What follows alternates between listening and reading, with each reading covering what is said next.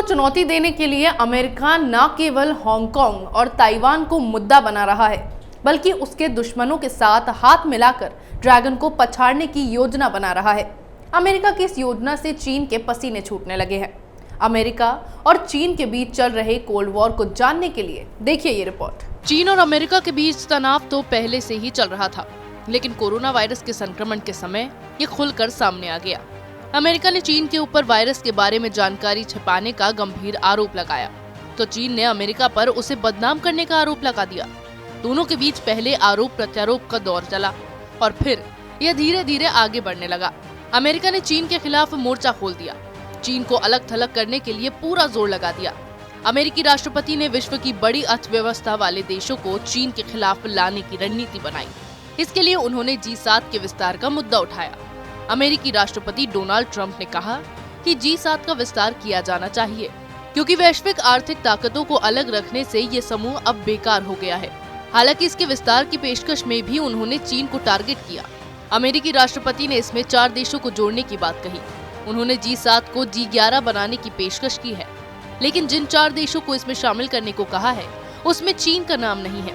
America ने Bharat, Australia और दक्षिण कोरिया के अलावा रूस को शामिल करने की बात कही।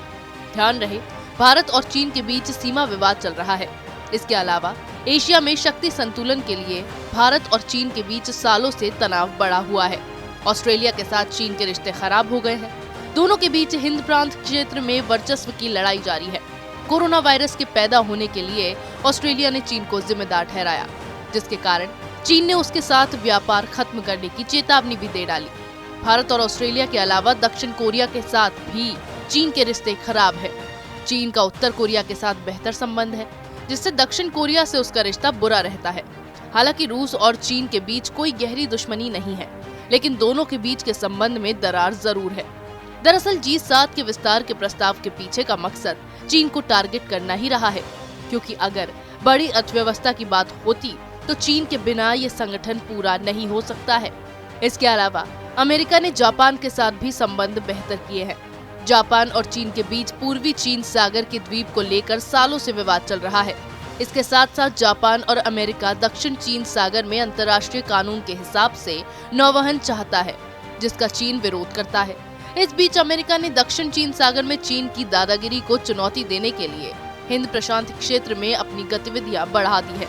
उसने हिंद और प्रशांत महासागर में अपने 3 एयरक्राफ्ट की तैनाती की है। पिछले 3-4 साल में पहली बार अमेरिका ने अपने युद्धपोत इस क्षेत्र में तैनात किए हैं। इसके अलावा अमेरिकी नौसेना के क्रूजर, विध्वंसक पोत, लड़ाकू विमान और निगरानी ड्रोन भी लगातार गश्त लगा रहे हैं। अमेरिका अब चीन को चारों तरफ से घेरने की तैयारी में जुट गया है। एक तरफ चीन के आंतरिक मामलों को उबार कर उसे कमजोर करने की कोशिश की जा रही है, तो दूसरी ओर उसे अलग थलग किया जा रहा है। अमेरिका और चीन के बीच चल रहे इस तनाव में भारत का साथ भी अमेरिका को मिला है। इसके कारण चीन की परेशानी और भी बढ़ गई है। इसी तरह की खबरें मैं आपके लिए लाती रहूंगी, तब तक के लिए बने रहिए हमारे साथ।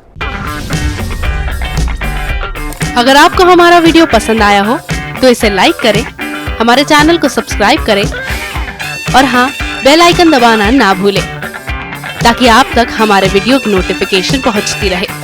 आप अपना सुझाव हमें कमेंट बॉक्स में दे सकते हैं। हमारे साथ जुड़ने के लिए शुक्रिया।